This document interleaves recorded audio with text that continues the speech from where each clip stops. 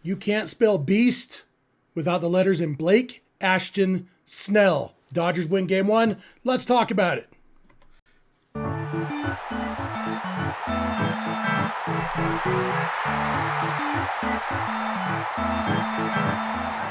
Coming at you live from my mom's basement in Pleasant Grove, Utah. This is the All Dodgers podcast, part of the Believe network of podcasts brought to you by FanDuel. Of course, from his mom's basement in beautiful La Puente, California. Currently frozen on my screen. Hopefully not by the time I finish this sentence. That is my buddy, Clint Pasillas. Dodgers win game one, Clint. National League Championship Series. It was, in some ways, just how you draw it up, Clint. Hey, Blake Snell, go out there and dominate, and the offense will do just enough, and then the bullpen will come in and lock it down. And, if we ignore a couple of the details, it's just like they drew it up, right? Yeah, exactly. Yeah. It's a good, tight, clean enough, quick ball game. I don't know how clean, I guess it was, because that inning, we'll eventually talk about, did suck a load of butts, but Dodgers winning, the ace doing ace-like, shoving-like things, and then ultimately the Brewers not scoring as many runs or more runs than you in the ninth inning by the end of the game. Exactly what you draw up. Yeah, absolutely. And I think facing the minimum for 8 innings is like about as much as you're legally allowed to ask from your starter.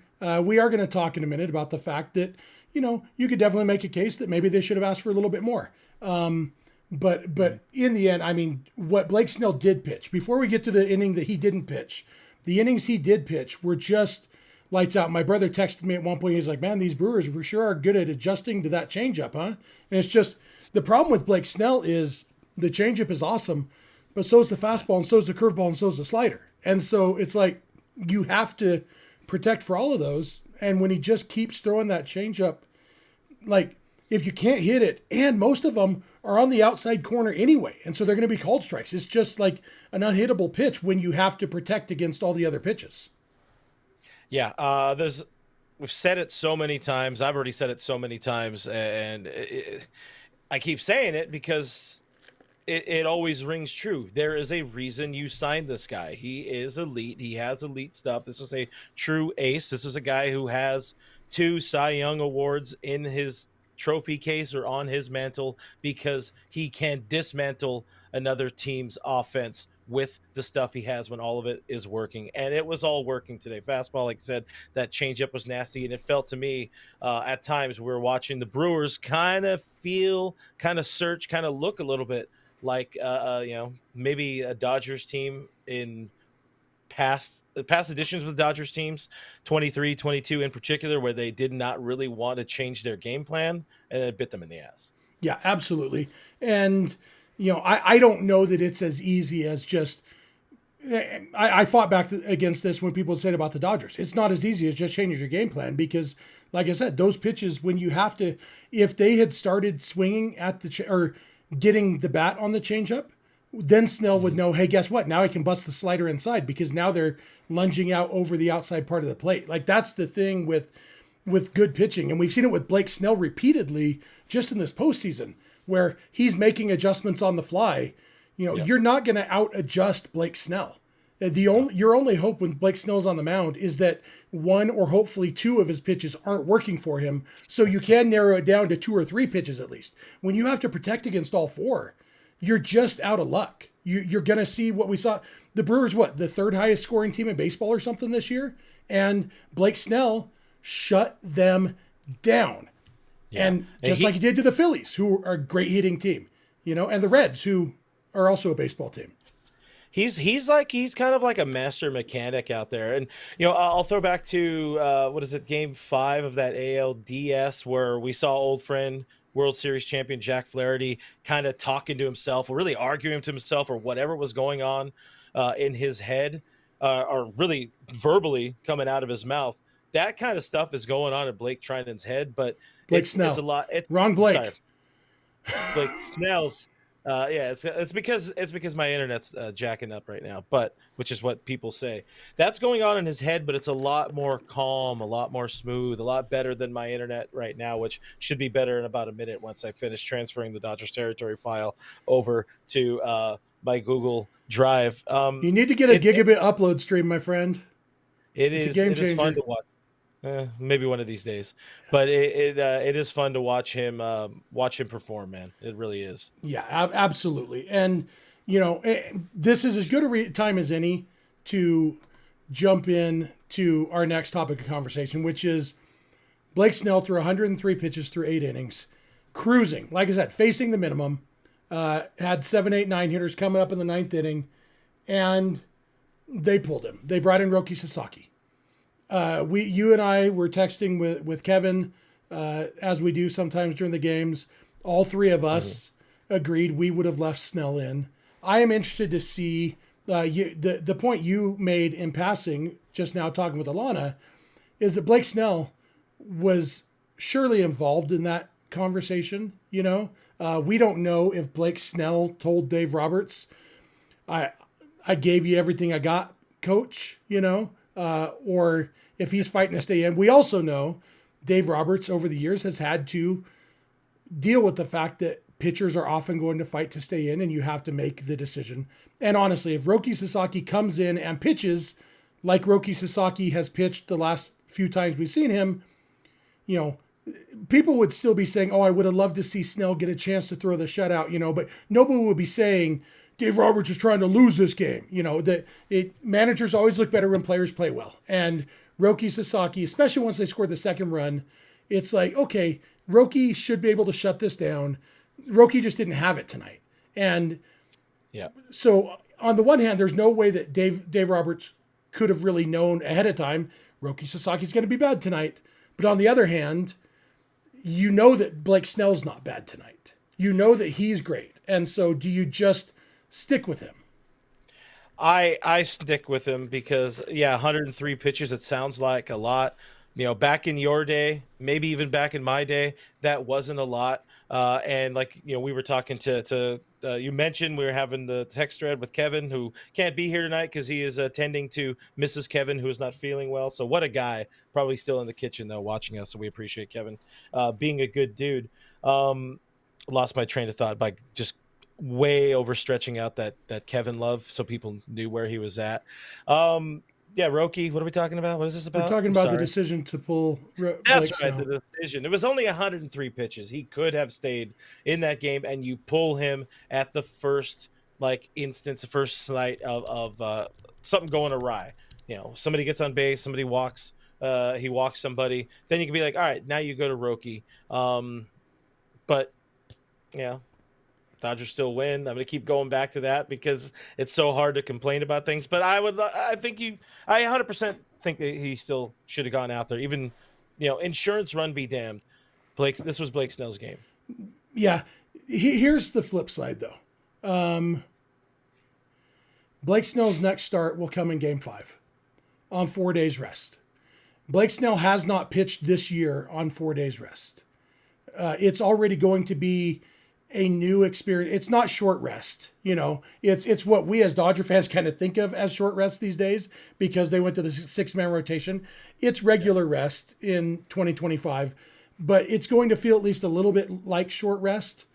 And so I can understand knowing that you have Roki Sasaki there and you have a 2-run lead, knowing, okay, I trust Roki Sasaki and if things get crazy, Blake Treinen to win this game for us and have Blake Snell reasonably fresh when he's starting again in 5 days.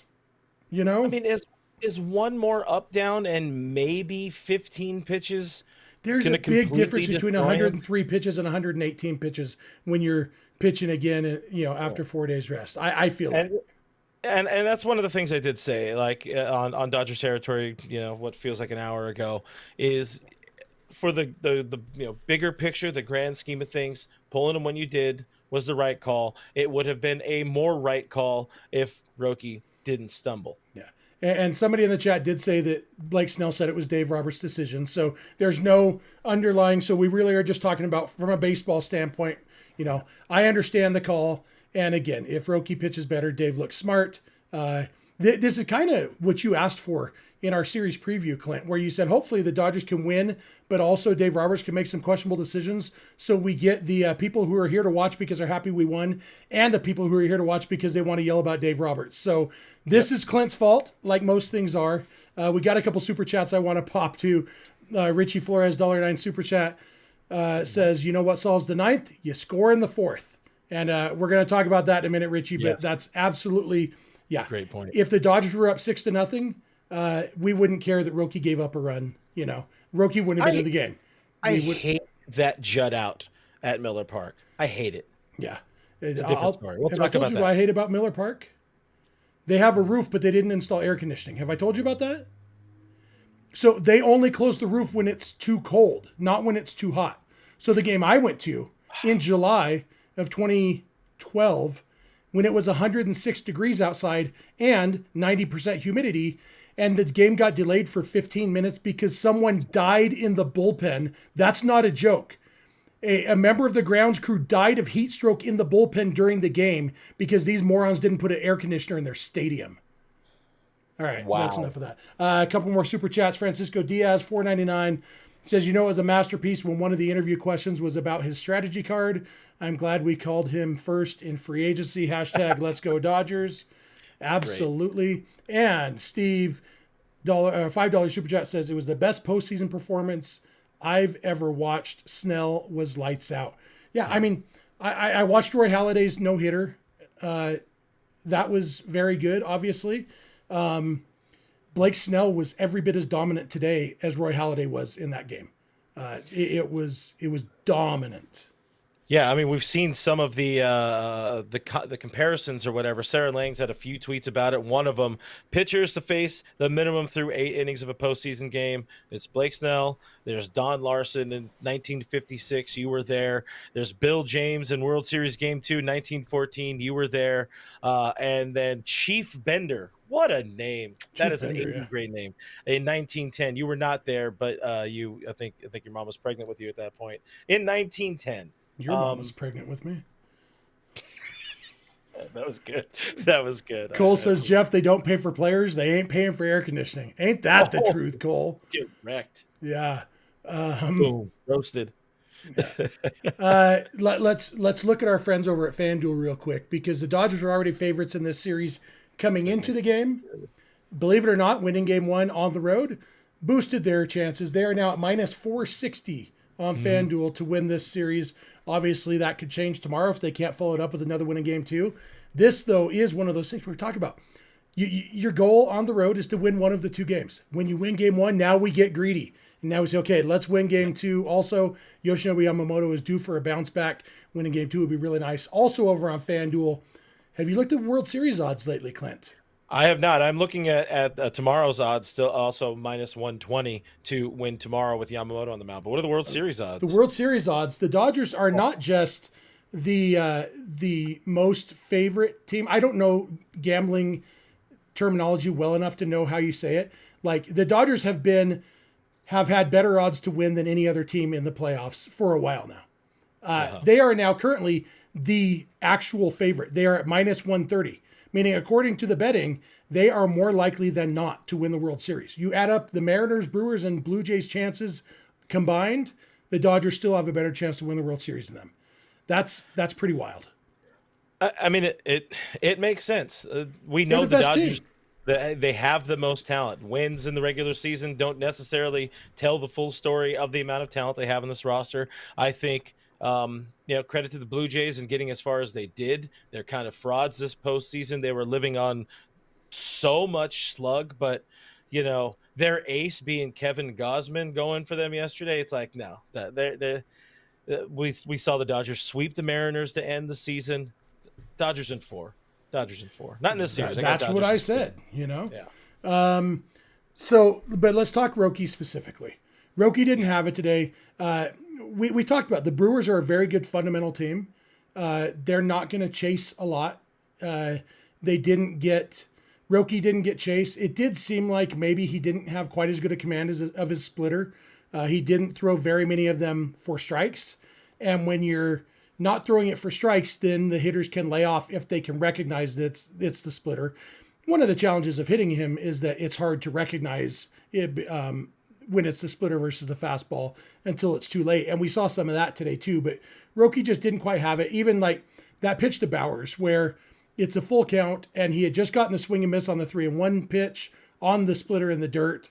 And so like his thought process. I was saying it out loud to my son while we're watching. I said, okay, now that you got a chase on a pitch in the dirt, now you want to paint a fastball at the bottom of the zone, because he's going to be thinking, if it's low, let it go. If it's high, let it fly. That's how you hit a splitter. That's how you hit a knuckleball, and that's what Roki tried to do, I think. I think he was trying to paint that thing at the bottom of the zone and get Bauers looking. Unfortunately, he didn't get it to the bottom of the zone. He got to mid-thigh, and Bauers, drove it one-hopped over the fence. It could have been worse. But all in all, like, he just didn't quite have the command, and we saw it on several pitches. And in a game that tight, it's just, the good news, I guess, and I know people love when I start a sentence and never finish a sentence. And so I'm going to continue doing, not going to finish that one. The good news is I didn't see anything tonight that made me think, oh, Roki's been exposed. Roki has lost it. I don't trust Roki anymore. Did you? Yeah, I don't think this is an exposure. And I'll admit I couldn't get eyes on him the way I would like to, which is kind of more of a problem of postseason. Like, trying to watch the game is just so stupid. I'm watching it on the Spectrum app, and it's, I don't know. I'm so many pitches behind Alana when we're getting ready to do our post game. So then I just start looking at the game day, so I know, okay, this is where we're at, and she doesn't spoil the game for me. And then so I don't actually get eyes on it. But from the little bit I was able to see of Roki, I'm not worried about the exposure. I'm worried about, and I kind of argued it a little bit in the previous show, I think we talked about it in the series preview. I don't like the idea of him being the knighted anointed closer and that getting in his head. I think he was pitching better. Maybe this is me, and maybe it's a load of BS. I am BS, but I like him pitching with a chip on his shoulder. I like him having to pitch for a job, feeling like he has to pitch for a job, and not everybody blowing smoke up his ass that this is the second coming of a right-handed Sandy Koufax or something like that. Like, make him have to earn it. He shouldn't always be the first option out of the bullpen. So hopefully this was just more of a hiccup and not the clock striking midnight. Yeah, and I think this could end up being a good thing, that he's been punched in the mouth now. And now, he knows what that feels like, and hopefully can make him better. Cultural House 2643 says Roki was sweating profusely. He kept wiping his face constantly. He was a deer in the headlights. That was not a good look. He was so scared. I hope this moment got him stronger and be more calm. They need AC over there. Yeah, I think some people just sweat. I think Roki's a sweater. I think it's too easy to read into why he's sweating when Milwaukee is a humid place. I think it's perfectly reasonable to think he was sweating because it's a sweaty place. I know he's not sweating for the reason I sweat all the time, because he's not a big fat fatty like I am. But I'm not willing to say he was afraid. If he wasn't afraid at Citizens Bank Park, he wasn't afraid at whatever Miller Park is called now. American Family Insurance. I used to have my car insurance through American Family, but not anymore. We don't know what that is here in Southern California. Car insurance? Yeah.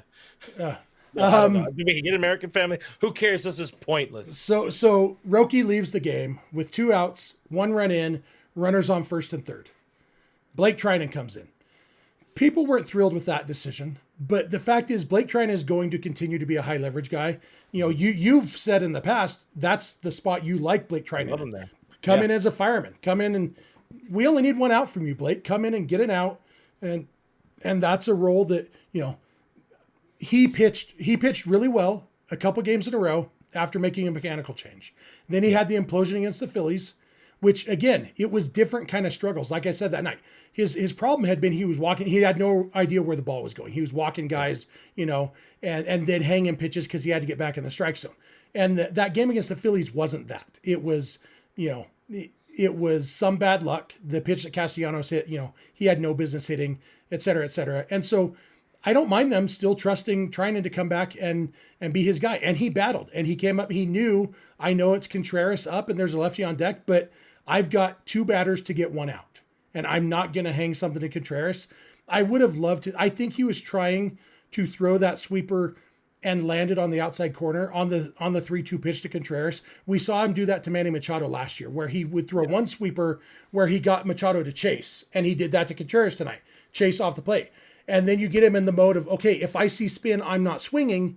And against Machado last year, he then dropped the sweeper right on the outside corner and got him looking instead. And I think that's what he's trying to do on that 3-2 pitch to Contreras, and he couldn't land it. And that, you know, I wouldn't say it's concerning. I was frustrated that he wasn't able to execute because I know what he was trying to do. But all in all, like, Blake Treinen still has good stuff, doesn't give up hard contact, and we saw today, has the stuff to reach back and strike a dude out on 97 above the zone when you need to. Yeah, I mean, he knew he had a batter to work with, and you can't let Wilson Contreras beat you, even if, you know, Brice Turang is also a pretty good baseball player behind him. I think he led the Brewers with hitting in runners in scoring position. But if you have a base to play with, don't let William Contreras, one of the Contreras, you can't let him beat you in that situation. So I'm okay with, hopefully, maybe, you know, him kind of shaking some of the rust out. So here's a Dodgers connection for you for that last out. Brice Turang, who made the last out, his high school hitting coach. Do you know who it was? I bet you don't. Definitely Jim not. Campanis Jr. You recognize the last name Campanis?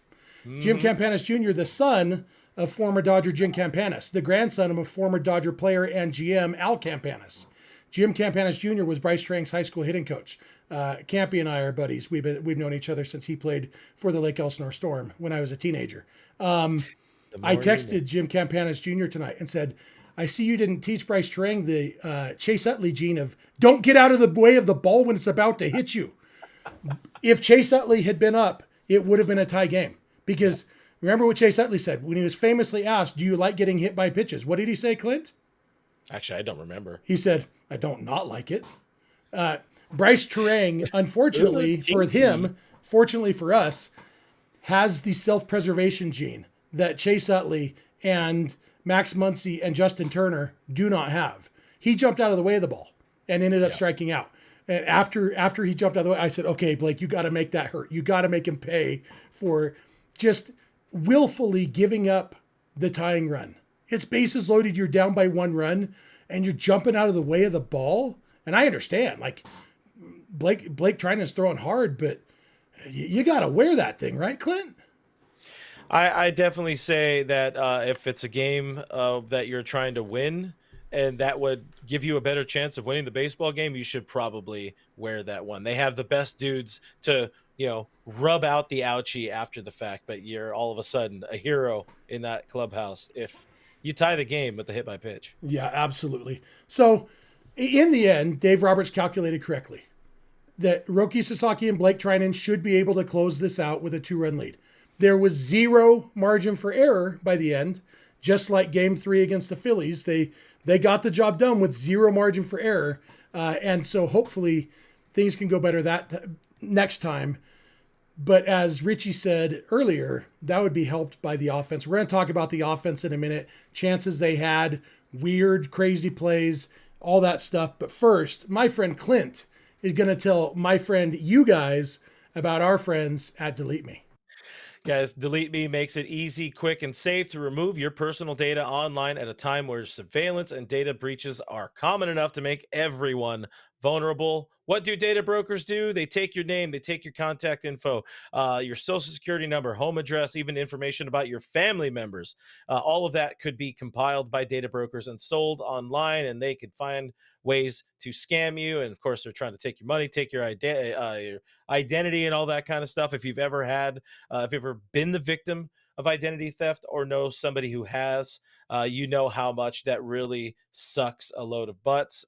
So Delete Me can help you out there. And here on the All Dodgers podcast, Delete Me is happy to help you guys get signed up for cheaper than usual to start to take control of your data, keep your private life private by signing up for Delete Me at that special discount for our listeners, 20% off. You get 20% off your Delete Me plan when you go to joindeleteme.com/hit. That is HIT. Use that promo code HIT at checkout to save. The only way you can get 20% off is go to joindeleteme.com/hit.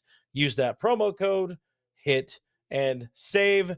Thank you to Delete Me for sponsoring the show. Thank you guys for going to joindeleteme.com/hit and using promo code HIT for 20% off. Okay, thanks. Nailed it. You're muted, by the way. You nailed it. Now you're unmuted. Yeah, I never know if I need to. I don't think I need to mute myself while we're on that screen, but I did just in case, But that's the problem. I never remember to come back. So if the Dodgers had scored more runs, things would have been better, right? We can all agree on that. In the top of the fourth inning, the Dodgers seemed like there was no way in the world they weren't going to score more runs when they had bases loaded, 1 out, and Max Muncy hit the ball 404 feet. Like, that's a pretty good recipe for scoring runs, right? You agree? We're all in agreement here, right? Yeah. Inherently, it generally works out for the hitting team. Yeah. What followed was a combination of terrible luck, bad base running, and I teased this in the comments on Dodgers territory. I said on Clint's next show, we're going to talk about how the extra umpires actually made this play more confusing. Yep. Because what happened was Max Muncy, if you weren't watching, I wonder how many people didn't watch the playoff game but are watching a podcast about it after the fact. Probably not many. So I'll make the explanation quick.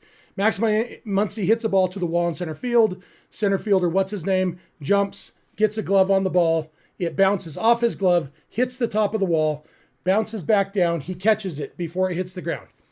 In live motion, a lot of people, including the announcers, thought that he caught the ball. Didn't see the ball hit the wall. Thought it was a catch.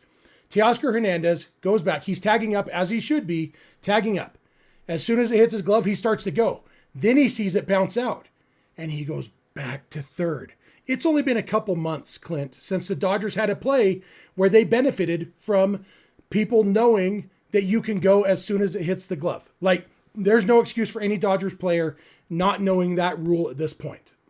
I don't remember if Teo was on the injured list at the time when that play happened, but he should have been watching the game still. That's a rule that people need to know. So anyway, he went back and tagged up a second time. And then I haven't really looked closely to see if he was hustling. He may have still been thinking, okay, I'm going to score easily because this guy is still 404 feet away from home plate. And so, but what it was, because it hit the wall, it's not an out, which means the play at home is now a force play. William Contreras, to his credit, knew what was going on because he stretched like a first baseman, knowing I just need a force out here. The home plate umpire, John Lipka, who didn't know a lot about what was going on tonight, at least in the strike zone, he knew what was going on that play. He correctly called Teo out at home plate on the force out. Yep. And then Will Smith, who was on second base, he had gone halfway like you should with 1 out, a ball hit to deep center field, go halfway. When it was caught, so he thought, he went back to second base. Yeah. And so William Contreras, seeing that, just jogged down towards third base, tossed it to the third baseman. They stepped on third. Inning-ending double play. Just unfathomable. Here's the crazy thing, though, Clint.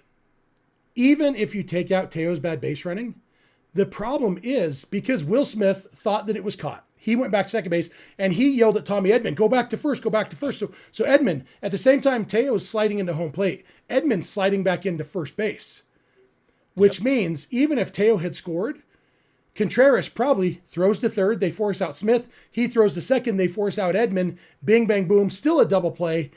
And Teo's run doesn't count, even though he scored long before the outs were made because of you can't score a run on an inning double play. Yep. It was one of those plays that we've never seen before and we'll never see again, literally. Really never want to see that play happen again. Now, there's maybe an outside chance where if Teo does score and then they get Will out at third, maybe by that time, Chris Woodward tells Tommy Edman, get your ass over to second base, and he's able to beat it out because that seems like a lot of movement for the baseball to get done, even though it would have been a forced play. So it still likely would have ended up being a double play. But the manner in which it happened, and I agree with you. I was trying to find the words earlier to express it. Having the bonus umpires really did cost him, because you're not used to at second base, running back and then looking to some random dude in because left field who's not normally there. that play, a ball to center field, that's the second base umpire running out to make the call. So Will Smith would be looking at the play, and in his line of his field of vision would be the second base umpire saying, no catch, no catch. So Will Smith would have known. But because it's the left field umpire, who my brother, another thing he texted me about is like, now that we have replay, do we really need 2 extra umpires? Like, because they're not going to get any calls right that they're not going to get right otherwise, Sure. And so instead you have Will Smith looking out there, and it's an umpire out of his field of vision who is making the call. Like I think in the regular season, Will Smith knows that that's not a catch. He goes to third. Teoscar still would have been an issue, but at least they still would have had bases loaded and 2 outs at that point. And you remember, Kike led off the next inning with a double. Not to say he would have doubled if he came up with bases loaded and 2 outs, but it's unfathomable that Teo got thrown out. It's unfathomable that turned into an inning double play, and just crazy. Because the Dodgers won, it can be like that stupid triple play against the Padres last year that we can just look back and laugh about it now. Yeah. But holy crap. Yeah, it's just bad luck. It is a team that I said it, I tweeted it, I've said it so far, I'll say it again. They got caught with their pants around their ankles, and there's nothing you can do about that outside of run looking like a jackass with your pants around your ankles, potentially fall, smash your face in the ground. That's what they did. Muncy said it was definitely the worst fielder's choice double play I've ever hit into in my life. So at least he's having a little bit of fun with it, which you can do when the Dodgers do ultimately win the ball game. But yeah, we saw it. I got it out of my system. Let's never speak of it or see it again. Yeah, absolutely. But that could have been a couple more runs, which would have been very heart healthy in the 9th inning. I do think there was something to, and I said it, like Snell going back out that next inning. He was already cruising, but knowing that, like, crap, I got to put my team on my back right now, or at least on my left arm, and go out there and post a quick, easy 1-2-3, which is what he did. And then the next inning happens where, the Mookie double play after Shohei's intentionally walked to load the bases. I think it was load the bases at least. Then that double play happens, and at that moment, I said it on Dodgers territory. I just felt like, is this just might not be our day. Ultimately, the Dodgers proved to be inevitable in this game because Freddie happened, and Freddie woke up a little bit today. But I think all of that had to happen for Snell to go out there and shove. Yeah, absolutely. In my version of the story. Yeah, I mean, Snell kind of knowing I have to be Superman. I have to have that S on my chest right now. He probably did pitch better, and they probably do pull him after 7 innings, if they have a bigger lead. And then who knows what happens, because the fact is he is pitching on 4 days rest next time. They probably would have liked to get him out sooner. Nando 390 in the chat says Dino Ebel got to do better. Dino Ebel did everything that he could. He was yelling, he was motioning, the third base coach is not allowed to physically grab players. That one's not on Dino, unfortunately. That one is on Teo not knowing the rules, Will Smith maybe not knowing where to look to get the call. It was a weird play. Got a super chat from Cole by Cole, $2. Is it time to sit Paez or move him from the 9 spot? Problem is the 9th spot is where he belongs if he can't hit. I know it's right in front of Ohtani, but Tommy Edman needs to be able to play center field, because I would like to see what Ha-Seong Kim could do at this point.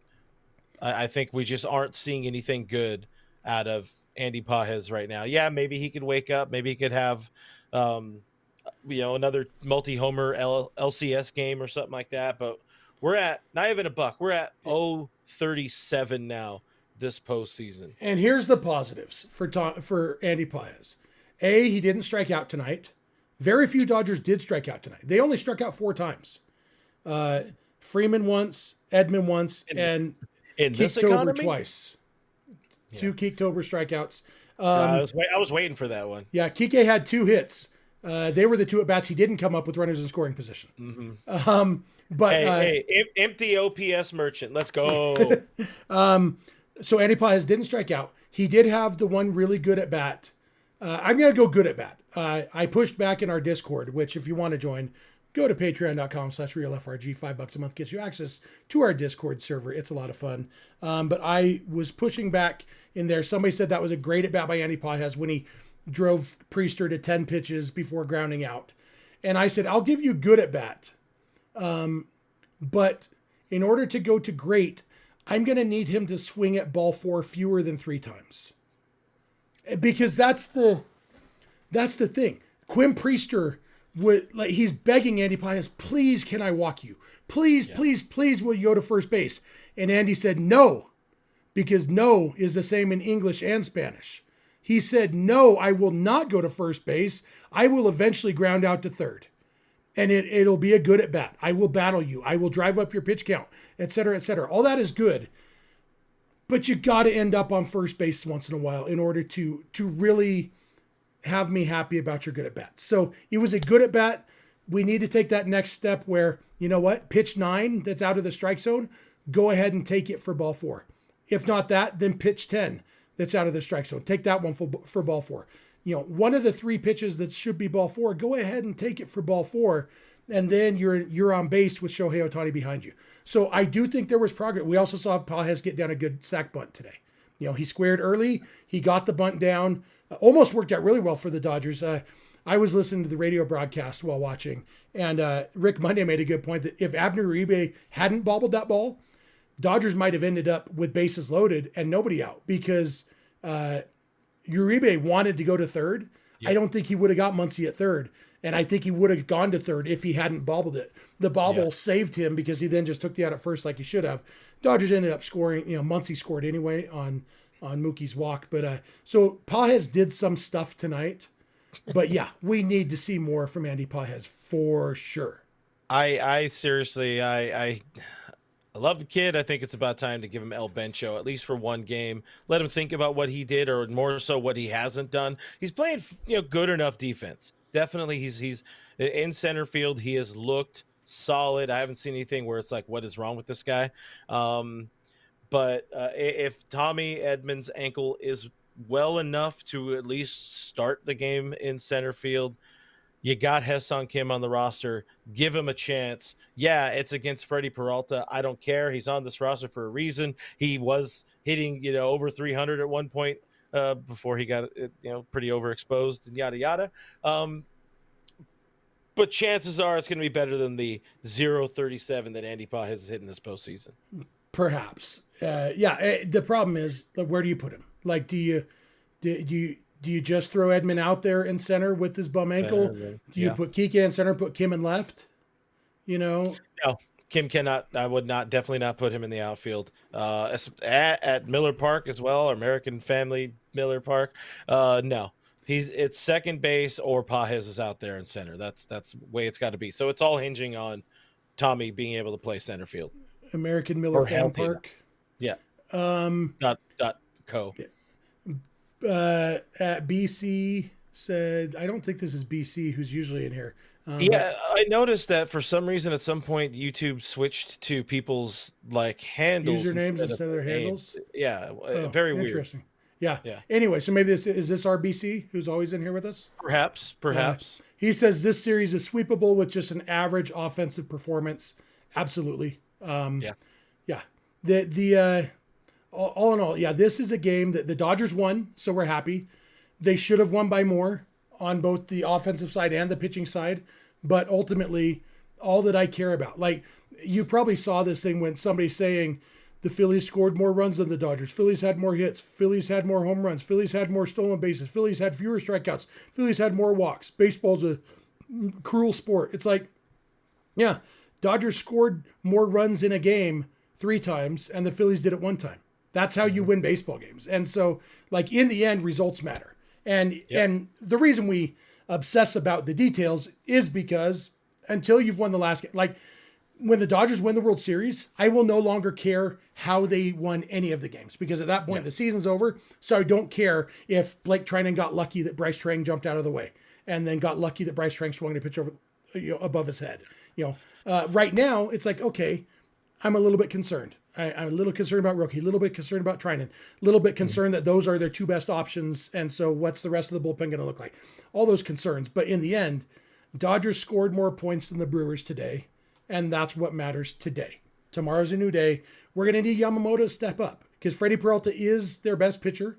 Dodgers have had some success against Peralta in the past, but he is very, very good. I don't think we can count on him having an implosion. One thing that I wanted to mention, somebody, here it is. OG Martinez. Another positive going for LA is getting to Uribe in the ninth. Worked him longer than Pat Murphy wanted, and now he might not pitch tomorrow, especially since he closed out Game 5 just 2 days ago. The Dodgers saw Uribe and McGill and Koenig. Like, that's their three best pitchers because it was close game. Like, in some ways, winning 2-1 is better than winning 8-0 because we got to see all their high leverage relievers today. Yeah, I saw a few people, smart people, good people. I'm just, now I'm pushing for people to like us and hit that like button and subscribe, all that kind of stuff. But people pointing out that, the bullpen, their bullpen, Milwaukee's bullpen got exposed today. And that's to add that on top of a win, that's a double win for this team. Yeah, absolutely. By the way, Freddie Peralta in his career, 8 starts against the Dodgers, 3.29 ERA, if anybody likes that kind of stuff. Yeah. $1.99 super chat from our buddy Noah. Actually, Noah's is just his name. So yeah, that's weird. He says for some reason YouTube handles have numbers now. So I don't know. Maybe actually Noah's looks like his is the only one that's just his name. Really? Which is quite that. Yeah, that was quite literally. Everything else is the at and their name. I even saw Richie in here earlier. It said Richard Flores with some numbers. It's probably just a YouTube thing for tonight. Don't expect it to stick around. I just put a comment in, and it's my username instead of my, normally it says Jeff J. Snyder because I'm pretentious and use my middle initial. It is a little pretentious. A lot pretentious. I was being nice. Yeah, I know you were. You're so dumb. Interesting. I don't know why it's doing that, but whatever. We're not here to debug YouTube. We're here to debug the Dodgers. All in all, Freddie Freeman, by the way, Freddie's not getting enough love tonight for Freddie had a homer breaking out. Yeah, a homer and a double. Just missed the second homer. Yep. His two outs were a fly out hit 96.6 miles an hour with a 300 expected batting average, and a fly out hit 100.2 miles an hour with a 540 expected batting average. It's interesting. Noah threw another super chat, $1.99. He says, I just changed it in my settings. So maybe it's something everybody has to change on their own. Interesting. That's weird. Anyway, but Freddie Freeman looked very good. Happy to see Freeman back. With Freddie Peralta on the mound tomorrow, I think a resurgent Freddie Freeman would definitely be helpful. I even think, and you and Alana talked a little bit about how Ohtani needs to step up. I don't know if you saw my comment on the Dodgers territory episode. I said, Shohei Ohtani had a 600 on base percentage today, and one of his two outs had a 550 expected batting average. He was 0 for 2 with 3 walks. They were afraid to pitch to him. One of the times he was up, it was some bad luck that it wasn't a hit. So I think today was a step in the right direction. Obviously, we need Shohei driving the ball, doubles and home runs and stuff, but I think today was a step in the right direction for Shohei Ohtani. By the way, this is for @BigPurpleBear5721. I saw another comment earlier. He said, I'll hit the like button, and earlier said, I will subscribe if Clint wears his hat forwards for 4 minutes straight. I don't know if it'll be for 4 minutes, but it'll definitely be through the end of the show. So you better hit that thumbs up or else. I imagine we can drag this out for 4 more minutes, but probably not much more than that. IB Strokin says Richie's YouTube handle is Richie with the Devore Man Cave Riz and Devore Clint make it happen. There is an inside joke, I guess, for people who are regulars here. Hashtag free Richie. Hashtag mental toughness. Free Richie. Hashtag but I digress. So Ohtani, Freeman. Oh, Max Muncy is the other one I want to talk about a little bit. Muncy Didn't have any hits today. He did have 2 walks, and he did have what should have been, at the very least, a sac fly, or at least probably an RBI single after it hit the glove and then hit the wall. Should have been an RBI single. It was hit 404 feet. Max Muncy did exactly what we needed him to do in that situation. It didn't work out, unfortunately. Pat Dwyer, 1999 super chat. You're the man, Pat. He says, I kind of thought Call should have been taking until at least 2 strikes. Fortunate he didn't ground into a double play.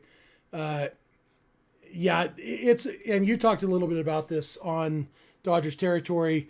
Dave Roberts making the decision to pull Teoscar when he did, which had Teo out of the lineup. They had Justin Dean in there, so then they had to pinch it for Justin Dean with a Major League Baseball player, and they went with Alex Call. You could quibble with a lot of things. I definitely understand the impulse. Like, you do the math, and if Teo's spot comes up again, we will have already scored at least 1 run, and so, maybe it's not the end of the world. And so the defense, that's the problem with having a defensive liability as one of your key hitters, because you have to make these tough decisions about, when do I get this guy who owns a glove, but I don't know why, off the field, and try to balance that, give yourself the best chance of winning. Today, maybe he pulled the trigger a little too soon. Because it did take them loading the bases to get that spot back. Loading the bases and getting a bases loaded walk. That's what it came to. And so, all in all, it was. That's part of adding, adding to that pile you're talking about of things you're kind of watching, things we're throwing in our ledger of, all right, this is concerning, or maybe we do this a little bit different. I guess less so this one, because this is just a Dave decision that you probably wouldn't have expected to backfire, but it did. Yeah, the hashtag math baby that Dave Roberts did ultimately worked. The Dodgers won by 1 point, or run if you want to be technical. One person did send me a message on Twitter, my buddy Doug Reynolds. I think he was trying to bait me into getting into another Justin Dean conversation, because he said, and honestly, I agree with them, Justin Dean might have caught that ground rule double that Bauers hit in the 9th inning. Yeah. Justin Dean's got the range, and Justin Dean might have caught that ball. And really, which just goes to your point, about pulling the trigger too soon, because the reason Andy Paez was back in center was because they had already had to pinch hit for Justin Dean. If they had waited till the 9th inning to put Dean in on defense, maybe that does get caught. But or at least he gets to it and then it bounces off his glove. And for all the Dean haters, I'll throw in that possibility. Exactly. Then people would have lost their crap even worse. Yeah. We know what happened with Andy Paez out there. We don't know what would have happened with Justin Dean. And that's the other thing about the pitching thing. If Blake Snell comes out there and he's out of gas in the 9th inning, and he struggles, and then they have to bring in Roki, then people are like, why would you push him and he's 103 pitch? It's because we can never know what would have happened in the alternate reality. It's a fun game, but it's a losing game to second guess what they should have done in that situation. Same with pulling the outfielders, all those things. In the end, all that matters is that the Dodgers scored 1 more run than the Brewers today, which means the Dodgers are up 1-0 in the National League Championship Series. Clint, we have more than fulfilled your 4-minute requirement if you want to turn your hat back around, but we are good. We're going to be back again tomorrow. Sideways, I like that. I'll join you. We're going to be back again tomorrow, and there we go. Now they're like, here, should they smooch? This is great, by the way. For if you guys are listening, if you're listening, we're just doing hilarious things with our hats. Don't you mind us? There's a bill in my way to get this ear cup over my ear. You doing post game again with Alana tomorrow, Clint? Yeah, we'll have a post game. You will be in LA for the game on Thursday, correct? Yeah, I'll be in LA on Thursday. I'm driving down Wednesday, so tomorrow we should be the same schedule. Clint and Alana on Dodgers territory right after the game, and then hop immediately over here to All Dodgers, where it will be at least the 2 of us, probably Kevin's Kitchen as well. We'll see what's going on there. Hopefully talking about the Dodgers going up 2-0 on the road again, just like we did last series. Be greedy. Let's get greedy, baby. Absolutely. Win again. Let's do it. that do it for us tonight. Thank you all for being here. Good group tonight. Great chat. Thank you to our mods in the chat. We appreciate you. Thank you for all the super chats.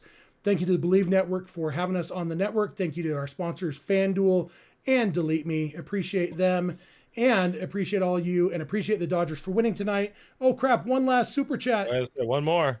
I'm giving $5 from Cole. I'm giving players like Call, Roki, Dean, Rortvet, Robleski, Sheehan, etc. a little break. First playoff for all these guys.